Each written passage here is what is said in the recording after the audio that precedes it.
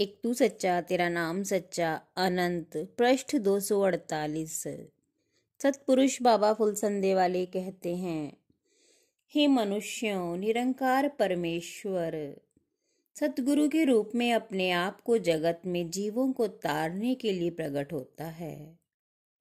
अगर तुम कान वाले हो तो सुन लो, यदि आंख वाले हो तो देख लो। जो दिल में तो कुछ और रखता है तथा मुख से कुछ और, कारनामों से कुछ और दर्शाता है, वह खुद ही एक दिन नष्ट हो जाता है। सतपुरुष बाबा फुलसंदे वाले कहते हैं कि मन शांत न होने पर पूजा से भी बंधन नहीं छूटता। संसार माया का अंत नहीं, चित्त वश में होने पर ही यह छूटती है। समस्त जगत माया है। दो कुत्ते भोजन की तलाश में गए। एक कुत्ता एक किसान के पीछे हो लिया। किसान जब खाना खाने बैठा तो कुत्ते को देखकर बड़ा क्रोधित हुआ। बोला, 2 घंटे से मेरे पीछे पीछे लगा है। उसने कुत्ते को मारकर अधमरा करके बाहर रास्ते पर फेंक दिया। दूसरा कुत्ता एक व्यक्ति के हाथ से भरपेट खाना खा के जब अपने साथी को ढूंढता हुआ आया तो उसे दम तोड़ते पाया। एक तो चोट खा के मर गया, दूसरा उसके सदमे में मर गया।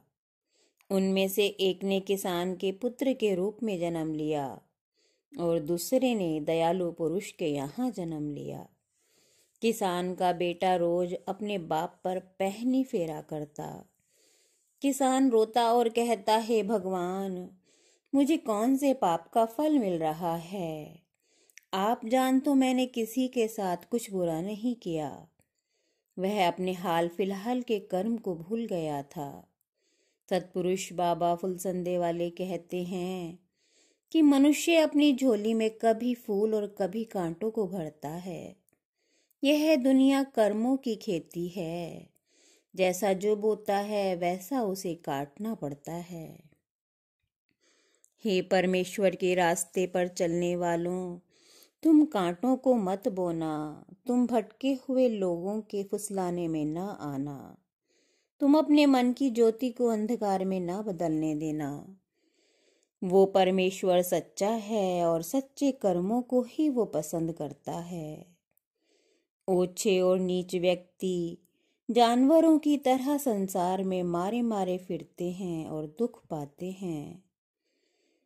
शराब, मांस, धूम्रपान करने वालों को जो कोई दान देता है, वो दान देने वाला व्यक्ति नरक में जाता है। और ब्राह्मण होकर जो शराब, मांस, धूम्रपान करता है, वो गांव का सूअर बनता है। हे परमेश्वर, हमारे दुखी जीवन में दुख और विपत्ति आती रहे, क्योंकि विपत्तियों में निश्चित रूप से आपके दर्शन हुआ करते हैं और आपके दर्शन हो जाने पर जन्म, मृत्यु और दुखों के 84 लाख चक्रों में नहीं गिरना पड़ता। एक तू सच्चा तेरा नाम सच्चा।